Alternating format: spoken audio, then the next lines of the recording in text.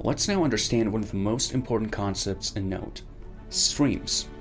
Let me just say that if it wasn't because of how streams are handled in Node, Node wouldn't be as popular as it is right now, not even close. So it's of utmost importance as a Node developer that you truly understand this concept and how Node.js streams work.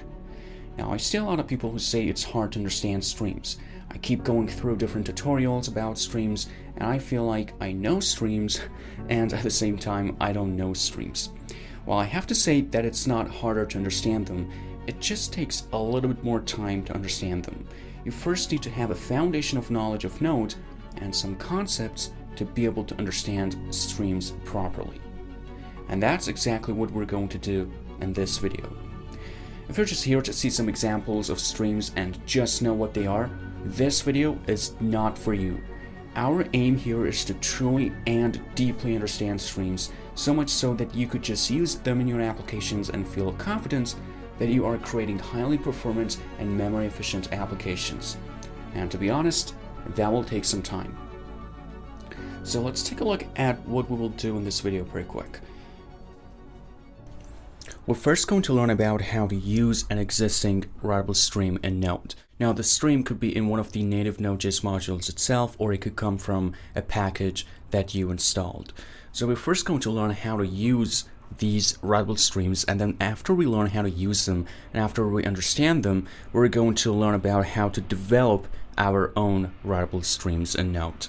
And after we're pretty much done with the writable stream, we're going to move on to the readable stream. So we're first going to learn how to use an existing readable stream, and then we're going to learn how to develop our own readable streams. And these two different types of streams are the fundamentals of these streams. So after we understand them, we will be pretty much done with understanding streams, at least for the most part, and then we're going to learn about duplex and transform, which are just a readable and a writable, but they are implemented in some special ways, but we're going to get into all of them later in the video. Now, if you don't know what is a writable stream, what is a readable stream, what is a duplex, and what is a transform, don't sweat it. We're going to talk about all of them in great detail later in this video. This is just like a quick, kind of like a table of content for this video. So after we're done with learning how to develop our own readable stream, we're going to learn how to implement our own duplex streams. Now, a duplex is just a stream that has a writable and a readable in itself. So if you understand those two, understanding duplex will be really easy. So we're first going to learn how to develop a duplex, and then we're going to learn how to use a duplex by using that duplex stream that we just created. And after we're done with duplex, we're going to do the same thing, but now with a transform stream. So we're going to develop a transform stream first, and then we're going to learn how to use that transform stream that we just developed. And the transform stream that we're going to create is a decryption and encryption application. So we're going to learn how to work with the raw binary data, with the zeros and ones, and modify them in a way so that we're going to have an encrypted file, and then we're going to do the same thing but in the opposite direction, so that we will change our encrypted file into a decrypted file, which will give us back our original file. So we're going to write a lot of code in this video. For each one of these, we'll possibly create some simple applications, and we will gradually enhance our knowledge of streams, our understanding of streams, step by step. So we have a lot to cover. There are a lot of concepts that we need to unwrap and understand, well, which means that this video is going to be pretty long. And please don't try to do this whole video in just one sitting, in just one day. That will be really counterproductive. Please instead do it in different portions. Maybe do it in 50-minute sittings or something like that. So watch the first 50 minutes right now today, watch the next 50 minutes tomorrow, or the next hour, whatever feels most comfortable for you. So do it in different sessions and different sittings, and not just all in one day, because there's a lot that we need to learn about. And doing it all in one day, I'm sure it's really not going to be helpful, and you will really end up confused at the end of the day. So please do it in different sessions, and don't just say, okay, I'm going to fast forward, I'm going to skip this part, I'm going to skip this part, and do it all in just one day, and boom, now I understand streams completely. Definitely not. Do it in different sessions and different days, and I'm sure that you will really take your knowledge of streams and Node.js to the next level after you're done with this video. So do it in different days, write code with me, follow along with me, create some applications, do the challenges that I'm going to give you, and afterwards I'm sure that streams would be something really easy for you to use, and the quality of the applications that you're creating will really increase. Alright. And we are also going to write some code that might not be really related to streams at the first sight, but they will really help us to understand the bigger concept here, streams. So we're first going to write some programs that are not really related to streams directly. What we're trying to do is to build a background and then really see how useful streams are, and know exactly where you should use streams. So we're going to use what we already know, buffers and the file system module, to do some things with them and benchmark our programs and push what we can do with them to the limit. And gradually we're going to introduce the concept of streams. Now I also want to say that buffers are at the core of streams. And if you don't understand buffers, to be frank, you won't understand streams at all. It will be really hard. So please, if you don't know anything about buffers, go ahead and watch my video about buffers here in this course and this playlist, and we're also going to build on our current knowledge of buffers right now in this video. Alright, so let's get into it. I'm going to open up my terminal, and on my desktop I'm going to create an empty directory called streams. And here in this folder we're going to write all of our code related to this video. We're going to create a whole bunch of different files, so we need a folder for that. So please make sure to do it and follow along with me. So now that I've created my streams folder, I'm going to cd into it. And first I'm going to create a file called, let's call it writemany.js. And I'm going to open this folder up in my code editor. Now in this file writemany, we're going to write some code that is associated with writing something to a file many times, right? So let's see what we can do.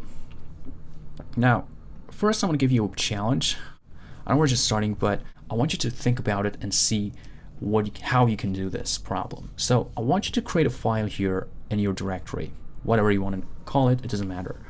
And I want you to go on ahead and write something to that file 1,000,000 times. Okay, so it could be anything. It could be just numbers from 1, 2, 3, 4 up until 1,000,000. Or you could just simply write one character, maybe character A or a character B or anything, or maybe a portion of a text, a sentence. It doesn't matter. The point is that you write something to that file. You could name it, for example, test.txt. The point is to write something to this file 1,000,000 times.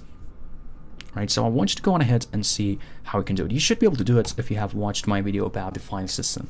You could just open the file and then you could just run a loop and then write something to it 1,000,000 times. And I also want you to benchmark your code and see how long it takes.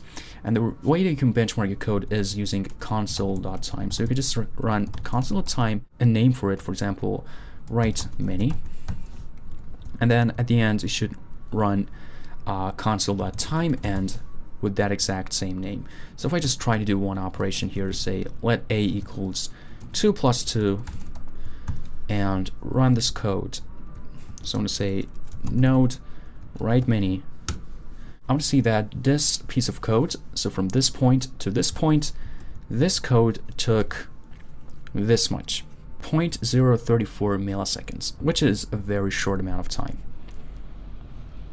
So I want you to write your solution and execute it and benchmark your code and see how long it takes.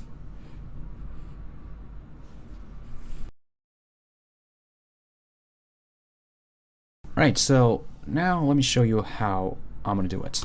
So I'm going to first require the fs module. So const fs equals require node fs / promises, because my code will look cleaner. And right here, because I want to use the syntax async await, I'm just going to write an immediately invoked function like this. And I'm going to mark this function as async. Alright, so right here, I'm going to first open a file. Okay, so I'm going to open a file. In this case, I have created this file already, so it's called test.txt. I want to open it as write, because we're going to write to it. We need to write something to it 1,000,000 times, so definitely it's going to be write. and I'm going to save it to a variable. I'm just going to call it file handle. And now here I'm going to create a loop. So for let I equals 0, I less than 1 million, so 6 zeros, I plus plus. And now I'm going to write something to this file handle. So I'm going to say file handle dot write, and I could here specify a string or a buffer. So I'm just going to actually specify this I variable. So I'm going to create an ES6 string, and I'm just going to inject that I in. So I. Super simple.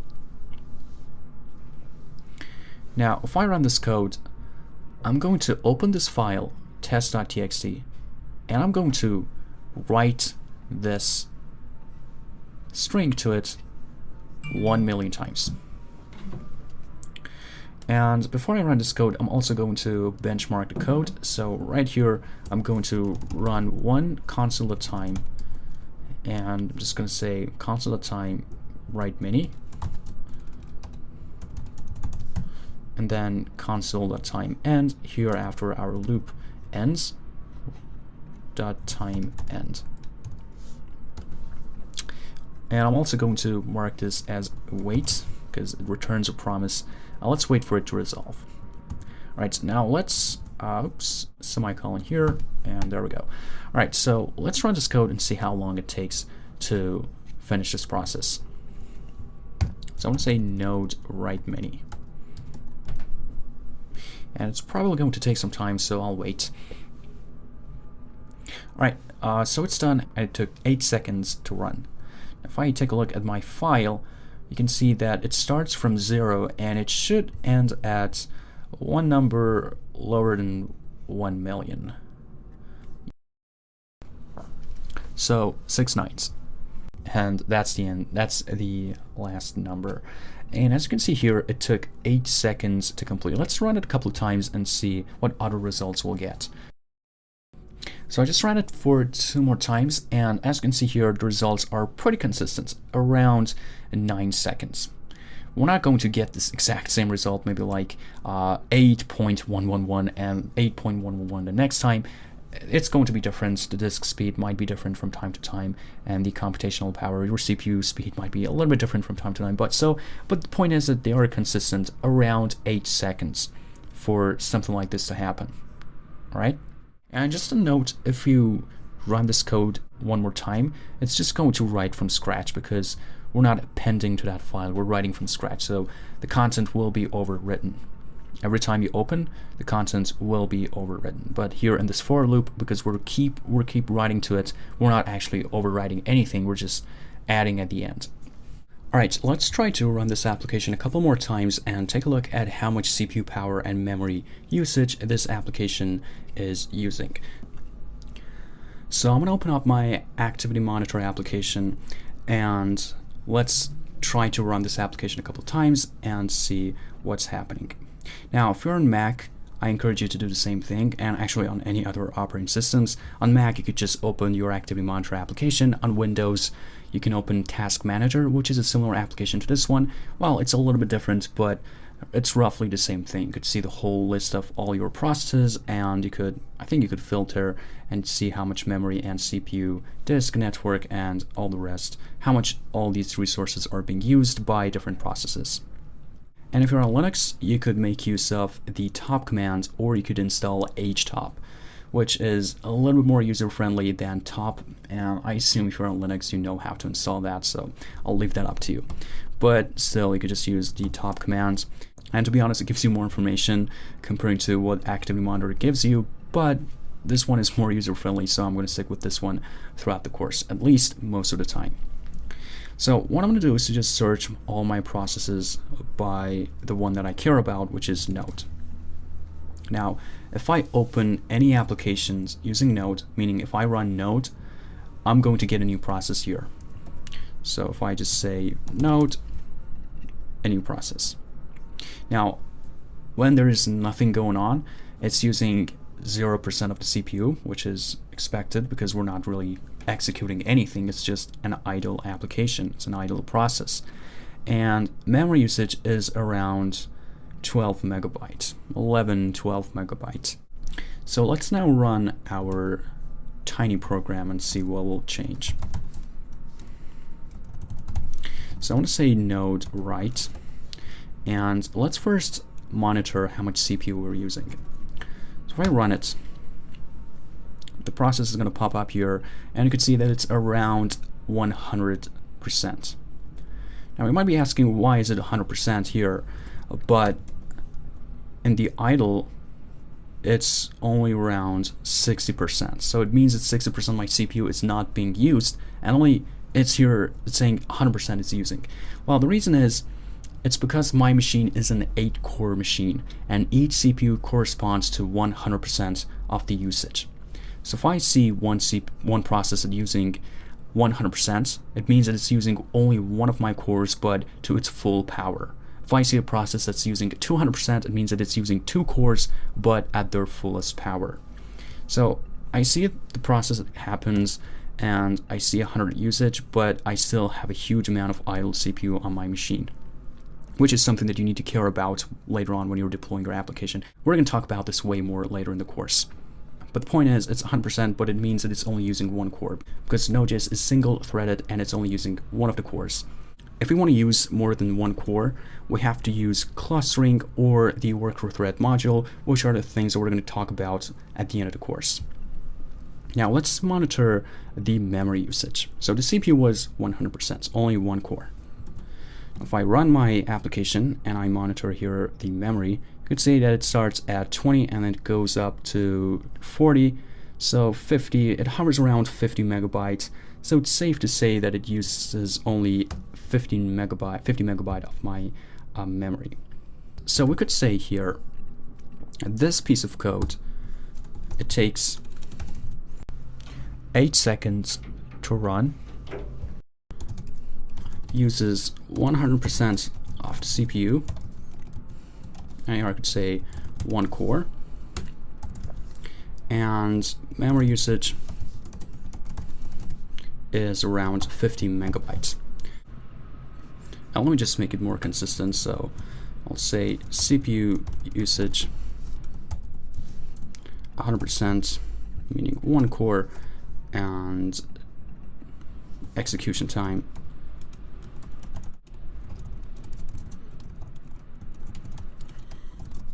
is 8 seconds. Alright, looks better. Now let's try to see how much we can make this code faster. Now if you recall from my previous video, we said that the callback versions in Node are usually a little bit faster, and I mean in the file system module. And that's what the Node.js documentation says. So let's try to change this code to use the callback version and see how much faster we can get. So I'm going to copy paste this code, and I'm just going to comment this first code out, this first portion, and let's try to do it using the callback version. So instead of using the promise version, I'm just going to say fs.open.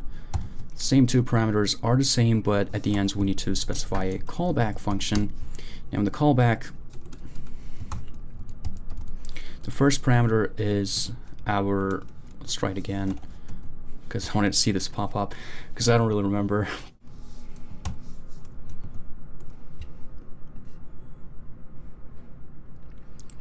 Actually, I'm not getting the pop-up because I'm not including the write module. So if we want to use the callback version, we shouldn't include from the promises. Instead, we should include from the regular fs module. It means that we need to drop this promises at the end, and now we're using the callback version. So so the first parameter is going to be the error, and the second one is just going to be a file descriptor. And I think we talked about it in the previous video. File descriptor is just an ID. It's just a number that is associated with an opened file, and it's unique. So each open file has a unique file descriptor, which is just a number. And to write to it, we could use the function called fs.write, which accepts the file descriptor, which is fd, which is right here, and then we need to specify a buffer, or it could be a string. So I'm going to move my for loop here inside, and I'm just going to use the exact same thing that I did previously in that promise version. And this one accepts a callback, but you can imagine that it's not really going to work, because then we need to call the next function inside of that callback. And because we're running it a million times, it doesn't really make sense to do something like that. And we don't really actually need to do anything in the callback anyway, so I'm going to omit the callback and change the syntax to use the synchronous version. So I'm going to say write sync. And let's move our console at time ends after the loop. And we actually don't need this piece, but let's keep it there because it doesn't really matter.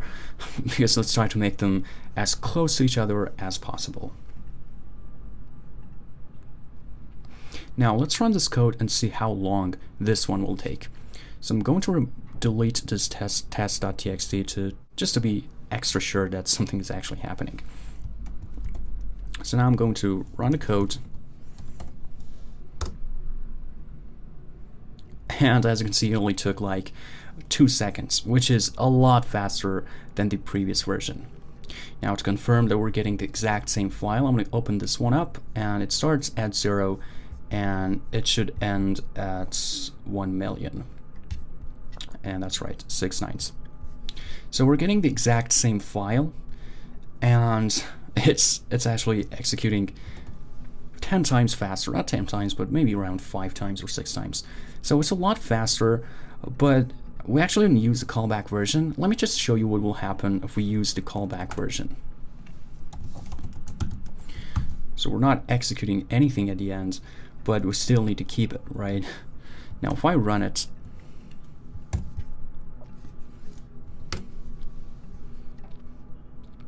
well, it roughly, actually it didn't take 1.4 seconds because you saw a little pause, because at the end, after the for loop finishes, it's just going to log this, and we still have some callback functions in our event loop. So even if we reach the end, the event loop is still working. Now, if we open this file, you're going to notice that we're getting all the numbers. I mean, if we get the file size of this one and compare it to the previous one, it's the exact same size, but as you notice here, numbers are not in order. So here I have the last number, but right before that one I have 90. And if I run it another time, it will be different. For example, here I might have 97, and then here I might have 98, and then here 99. And the point is, they're not in order, and it's because we're pushing so many different events to the event loop, and they're not really actually getting executed at the same time. So we can't really be sure that the first callback that we're going to push is going to be executed faster than the callback version that's going to be pushed after this one. So there's no guarantee in that, and we can't be sure of the order of the numbers, which is different from our previous version that all the numbers were in order because we're awaiting those promises. Now what is really interesting here is that if I run this code and if I monitor my application, so I'm going to look for my node, and if I just run it, let's take a look at our memory usage. You see the memory usage is around 500 megabytes, 600, 700. It really jumped to 700 at one point. So let's run it again and take another look. Here you can see 500, 700, and it's a lot. If you compare this one to the previous one, which was only 50 meg, it's way more. It's like maybe 10 times more. So even though it's executing faster, it's occupying so much more memory, which is again different from the synchronous version. If you try to do it using the synchronous way, it's not going to occupy like 700. It's going to be like, again, just 500. And if I change this one from 1 million to maybe 10 million, I don't think so that it's going to work. Let's try this, and let me open my activity monitor. See, my memory jumped to 2 gigabytes, now 3. It's going higher and higher for 5. I only have 8, so I don't think so that it's going to go higher than 8.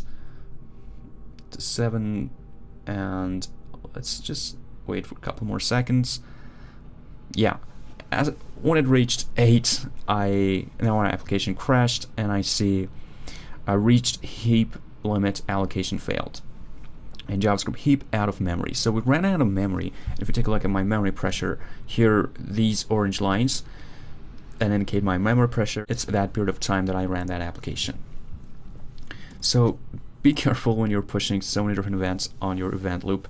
Now I know it is a very extreme example, but these things might happen. You might end up in a situation that you're pushing so much events to the event loop, and you might quickly run out of memory. So I'm just going to change it back to the synchronous version and move with that one. So I'm going to remove the callback, and I'm also going to change the function name from write to write sync. Alright, now let's run it again. So yeah, around 1.5 seconds. Now let's take a look at the activity monitor and see how much memory we're using. So I'm going to run it again. So I say around 30 or 40. It's definitely a little bit lower than 50, maybe just slightly lower than the previous version. Let's also take a look at the CPU usage. If I run it, it should be the same thing as 100. Yeah, it's 100.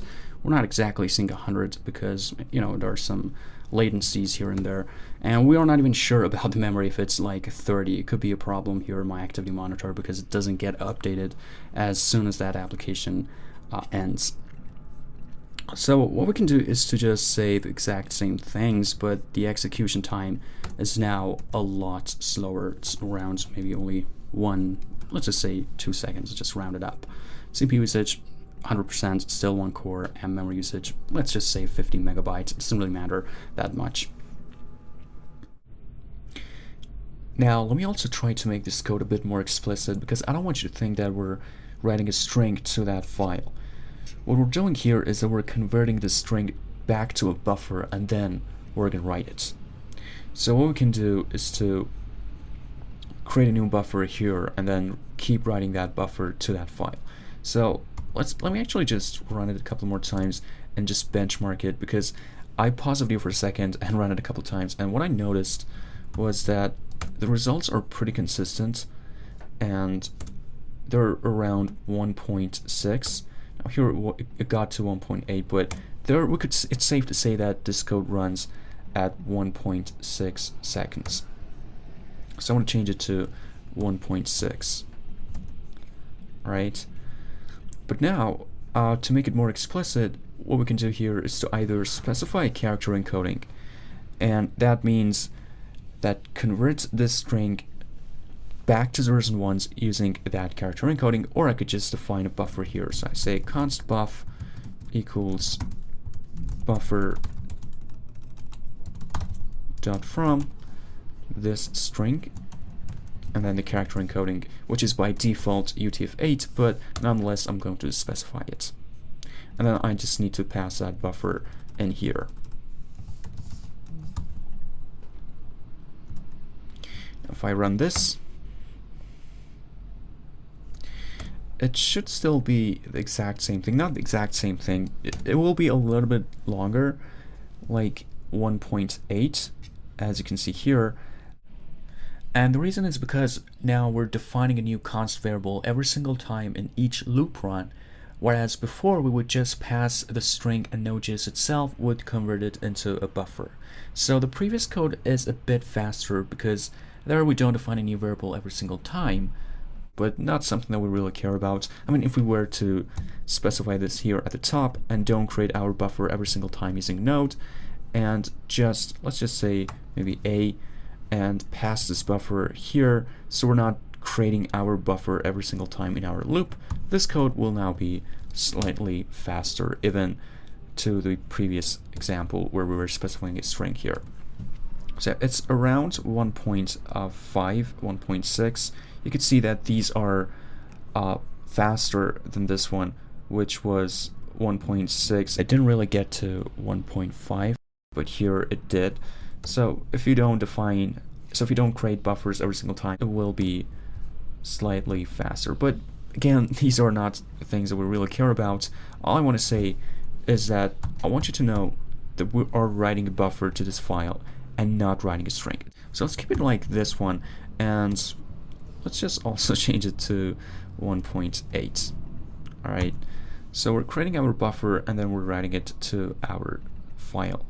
And we're getting the exact same result. Nothing is really different in terms of the file that we're going to get. Exact same size, everything is just the same thing. And they're all in order. Alright.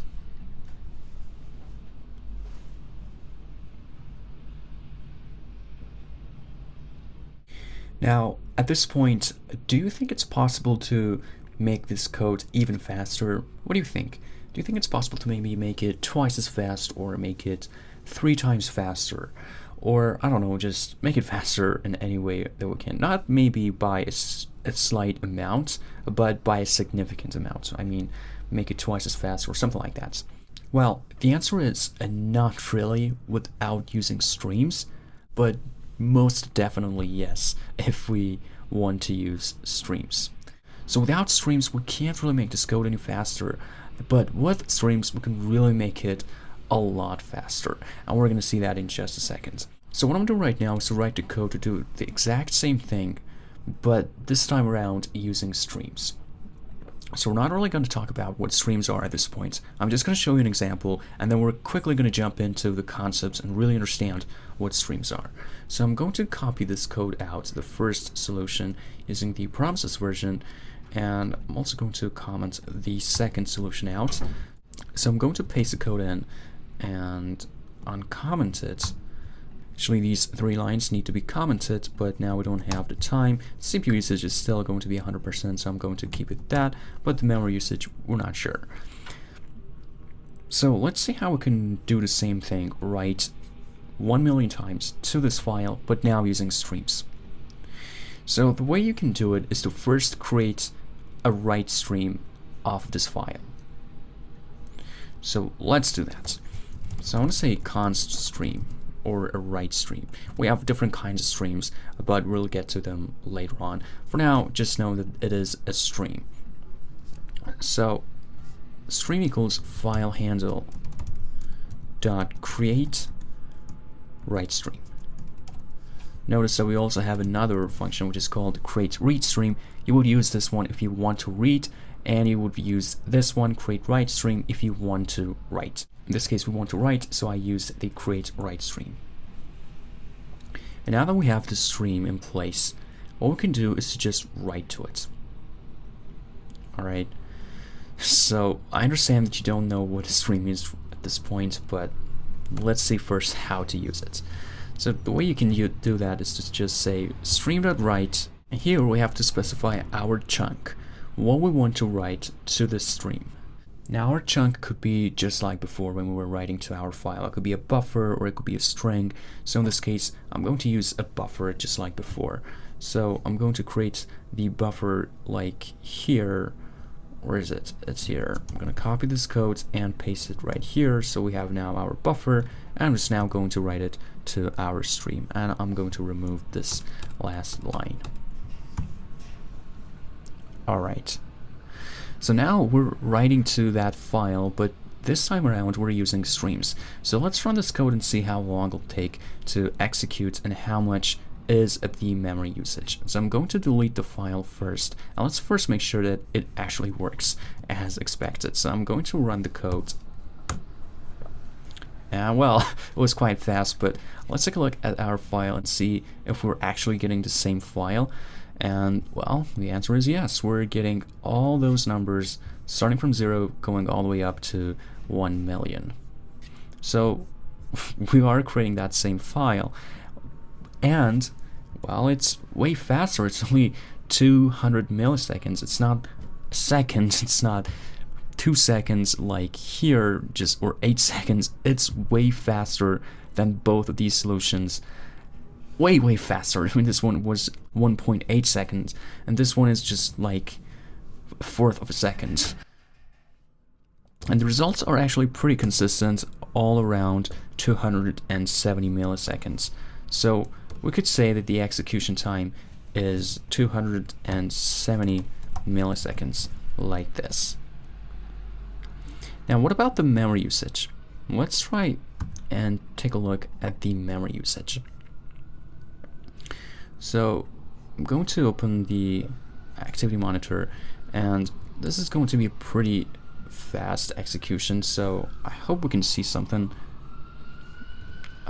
Actually we can't, because my frequency right now is like, where is it? If I go to view and update frequency, it's very often 1 second, but that application is running only 200 milliseconds, so I can't really get that process here. But what we can do is to increase that number, or maybe use the top command. So I'm going to create a new window and just run top, and I don't know if we can really filter, but if I run, let's see what we can get.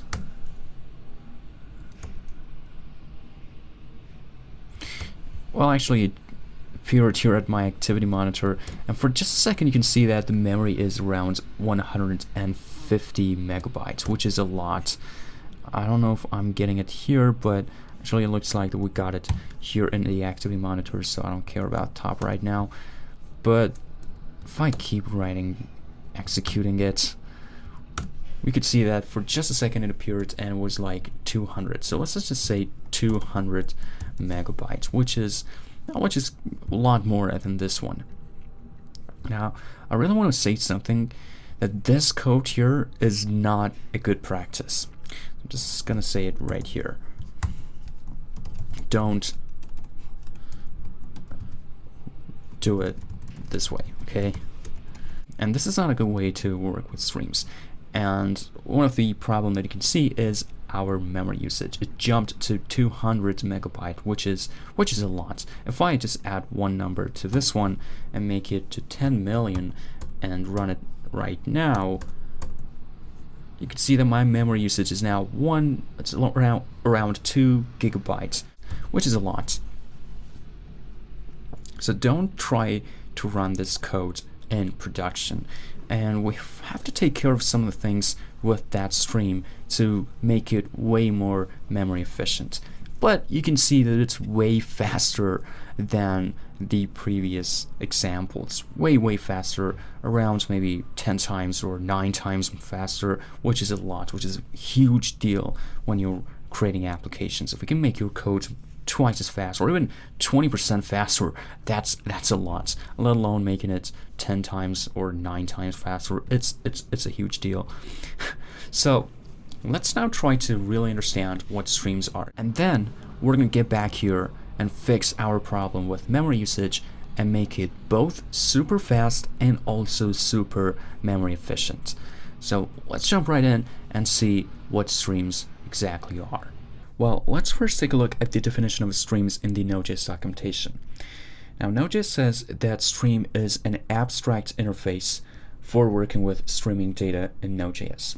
And that's it. That's what streams are. It's something that helps us with data streaming. It makes data streaming way more efficient.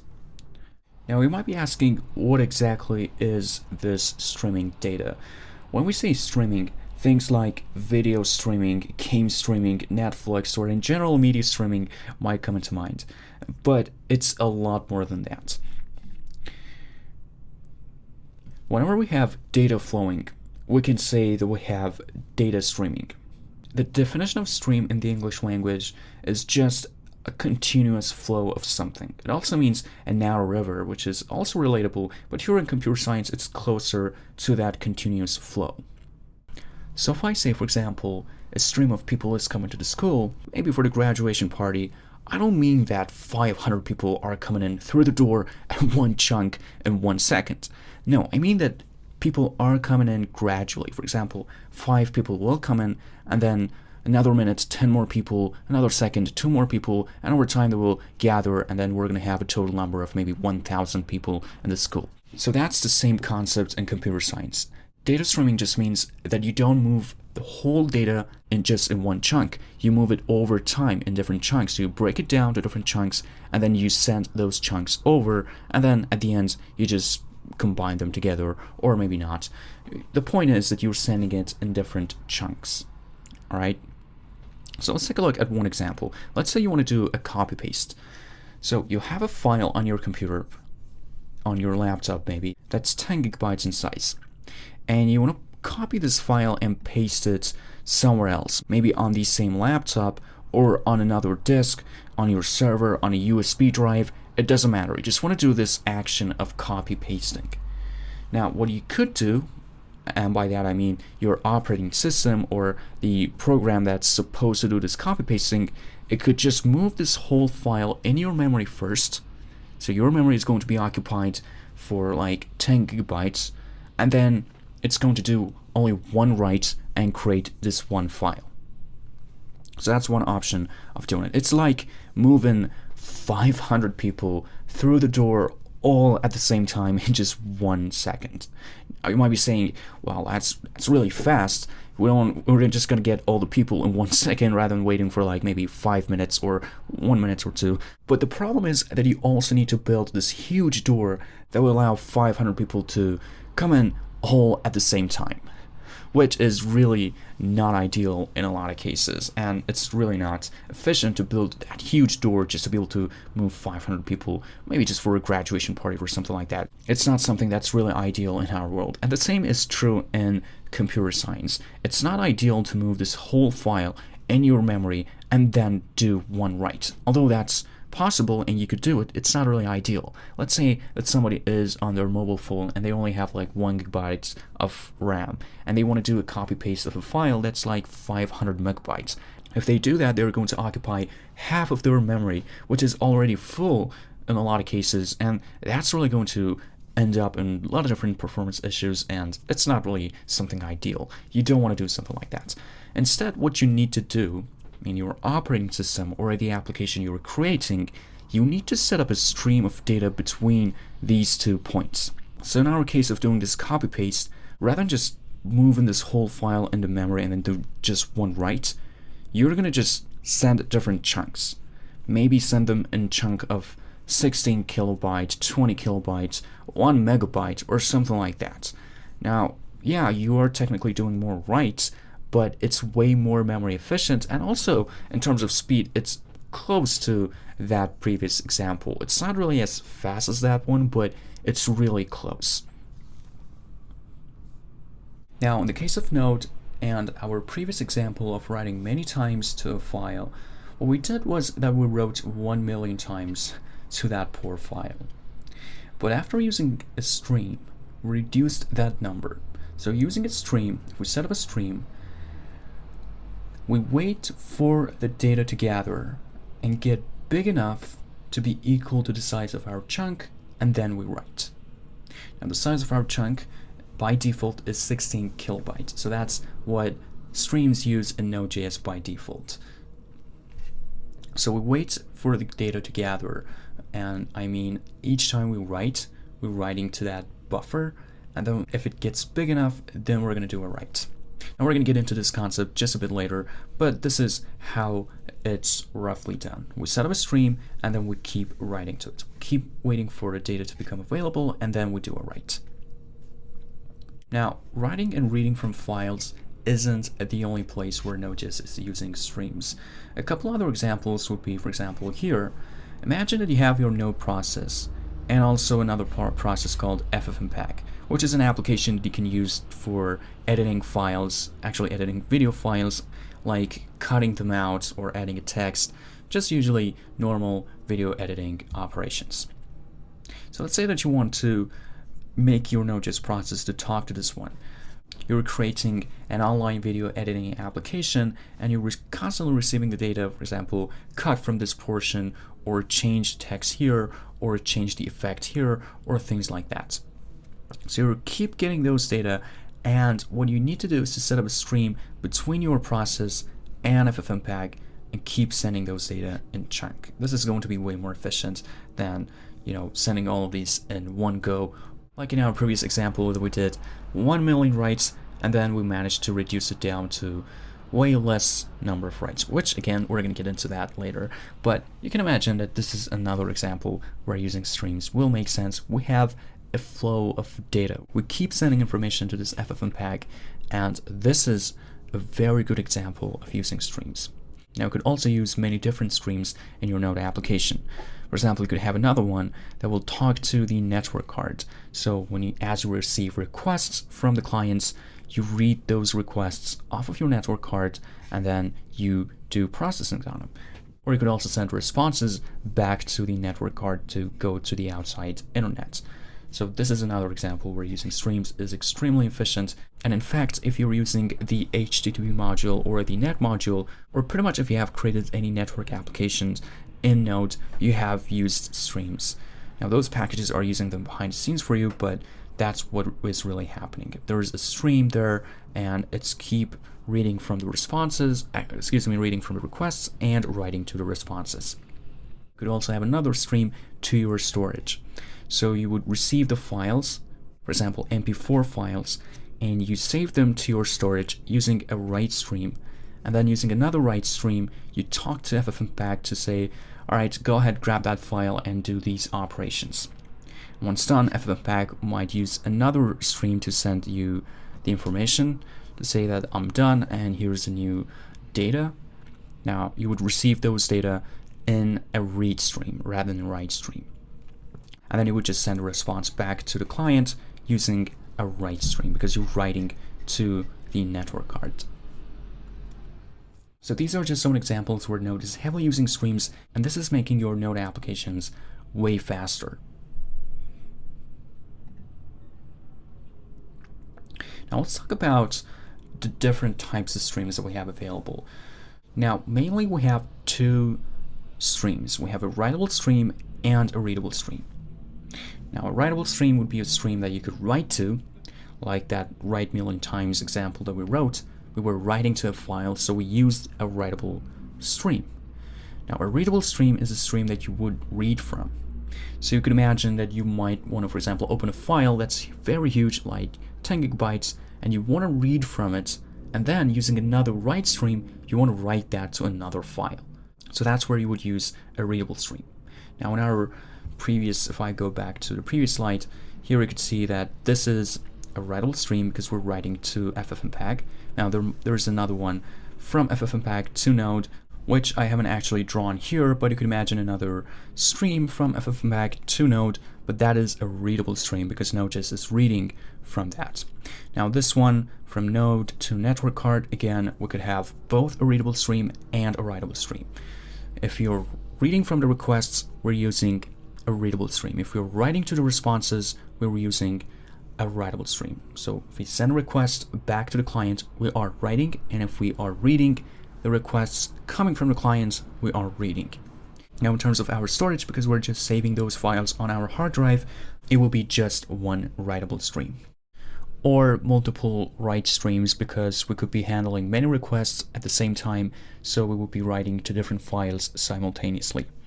But yeah, these two are the fundamental types of streams in Node. We also have two more streams, and one of them is duplex, which is just a stream that's both writable and readable.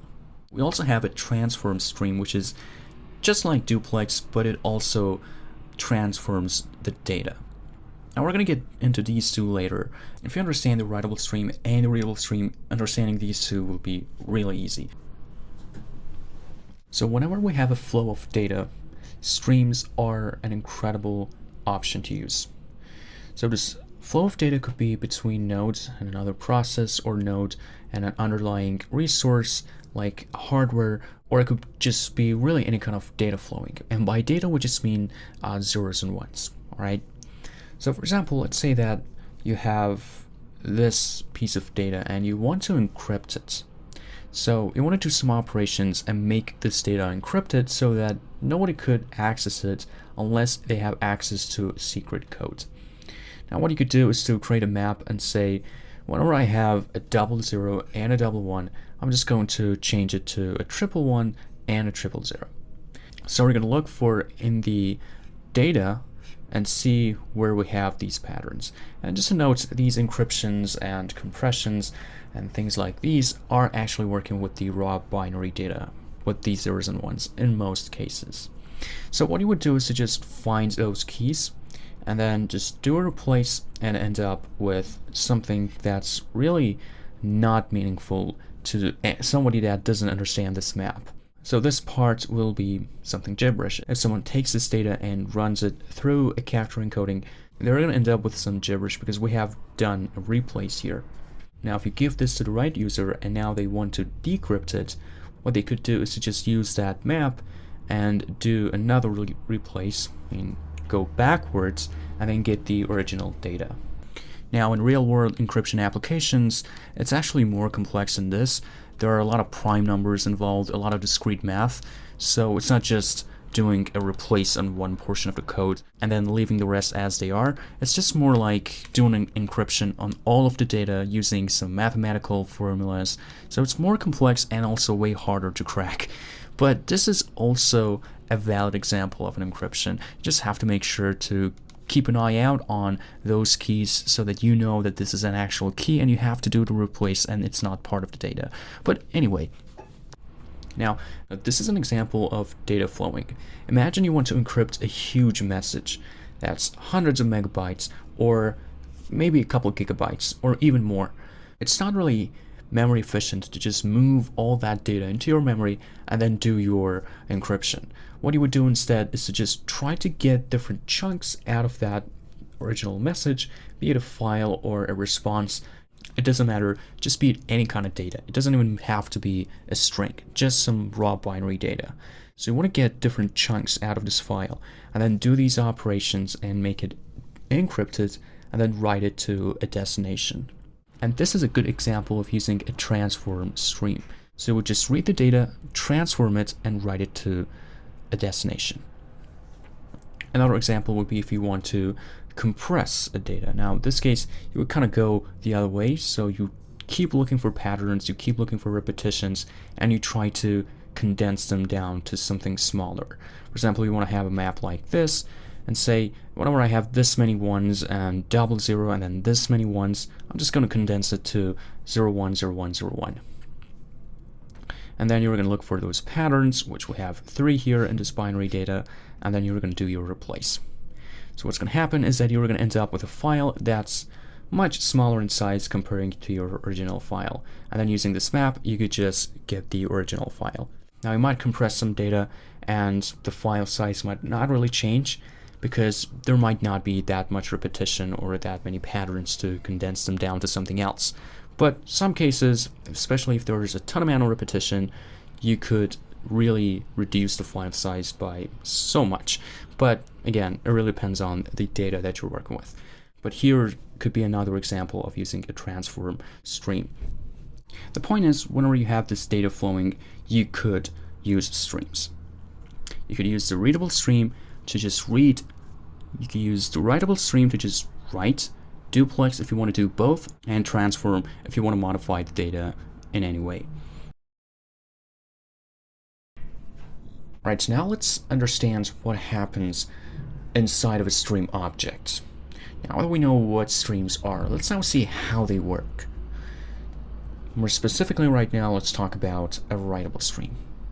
So let's say that this is our writable stream object, and we can get this by running something like fs.create_write_stream, something that we did in our previous example. We wrote that code and then we got a stream object, and this is our object. This is our writable stream. Now inside of this writable stream object, we have an internal buffer, and its size is 16,384 bytes by default, which is specified by the high watermark value. And we're going to see that in action later in the code. But this is the default size, and you can change it, but this is by default how much of a buffer will be allocated to each stream in Node. Now, apart from this internal buffer, each stream object, each writable stream object, also has some events, properties, and methods available on it. Now, one of the most important methods is this stream.write method. Now, whenever you call this function, this method, what's going to happen is that you're going to push some amount of data into your internal buffer. Let's say you try to write a buffer that's of size 300 bytes.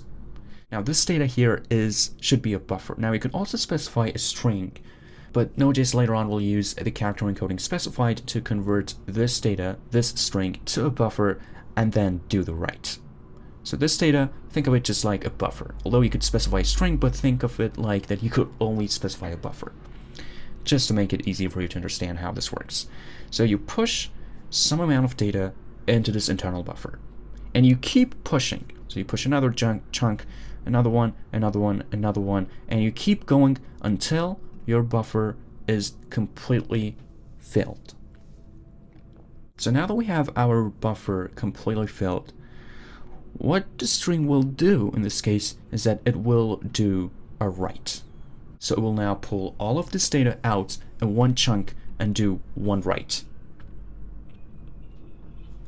This is how a writable stream works in Node.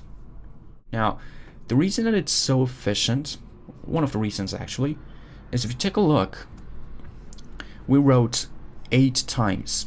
So if you count these, there are 8 different chunks. So we wrote to that stream object 8 times. Now in our example, we had that loop and we kept writing these numbers to our file. So we wrote actually a space, a number, and then a space. So let's say if that string is like 5 characters, so 5 characters, each character is 8 bits, so 5 times 8 is 40 bits, way smaller than this 16 kilobytes, that is the size of this buffer. So we kept pushing those small data to that string. So in this example, we wrote 8 times, but the important point here is that we only write once. So we write to our stream 8 times, but we only write once. Now when you write, you're writing to an underlying resource, like a file, for example, or your network card. Now this is way more efficient because you're writing now in your memory, in your process, in your Node.js process, and then once the data is filled, you're just going to do a write. Now an example of that for loop and writing those numbers. Now without streams, we're writing 1 million times to our underlying resource. But if we use streams, what will happen is that we will keep gathering the data and then do one write. So we will significantly decrease the number of writes that we do into that file, which is way more efficient. Now you might be asking, what will happen if we try to write to the stream an amount of data that's way bigger than the internal buffer? And not just way bigger, just slightly bigger. Let's say that here our last write was 2,177 bytes. Now what will happen if we try to write a data that's maybe like 3,000 bytes for our last write to completely fill this buffer? Now what will happen is that Node will push this amount of bytes to our internal buffer and then buffer the rest of the data, which is going to be around 800 bytes. Now that 800 bytes will be in memory. It will keep track of it, and once the internal buffer is emptied, it's going to push that again to this internal buffer. Now, if you think about it, in this case we're going to have a problem. What if you keep writing to this internal buffer without letting it to get emptied? Now what's going to happen is that Node.js will keep buffering all of this data. And by buffering, I just want to say this one more time, a buffer is a location in memory that holds a specific amount of data. So if you create a buffer that's 400 megabyte in size, you are quickly filling your memory by 400 megabytes. So whenever you have a buffer, whatever its size is, you have allocated that much size off of your memory. All right, so if you keep buffering data, it's going to be a problem because you're going to run into some memory issues. For example, if you try to write a data that's 800 megabyte in size, what will happen is that, well, first of all, the buffer will get filled, and we're going to have this 16 kilobytes in our internal buffer, but Node.js now will keep the rest of the data in memory, right? Which is going to be a huge problem, and in this case, where our memory usage will jump up to 800 megabytes, which is not something that we want. We're using streams to try to lower this amount as much as we possibly can. But if we try to do this, if we try to run this code, if we try to say stream.write and put a data that's very huge, we're going to have some memory issues. Or not just doing one write, but you keep writing without letting the buffer get emptied. like our previous example. We kept writing to that stream, but we didn't really let it to get emptied, right? We just kept writing, and Node just kept buffering all those incoming data so that we had that huge amount of memory issue. I guess it was like 700 megabytes, I don't recall, but it was a huge amount, which is something that we don't want. So what you need to do is to first wait for this internal buffer to get emptied and then do another write. Now this time, this process that the stream does to empty this buffer is called draining. And we have to keep an eye out on this event, and it's actually an event. So you say a writable stream dot on drain, and then you do your code. We're going to see all that in code, but I just want to say that you have to wait for this internal buffer to get emptied, and after it's completely empty, you are now safe to push more data into this internal buffer, or I should say write. So this is how